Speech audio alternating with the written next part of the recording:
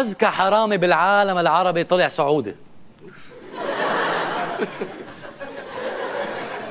يعني سرق هو وصاحبه أكثر من 1.5 مليون من ATM من تبع البنك، وما حدا شاف ولا من دري. يعني سرقهم وكذا، شمع الخيط وفركها.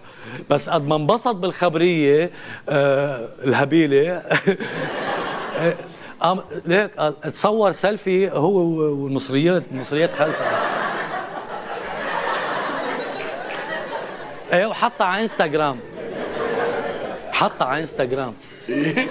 قال شو قال هذا انا والمصريات خلفي. ونزلها على انستغرام لياخذ لايكات. قاموا ليكوا له الشرطه دري.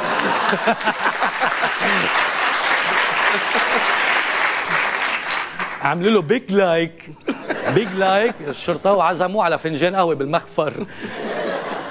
قالوا له ايش هذا يا حمار؟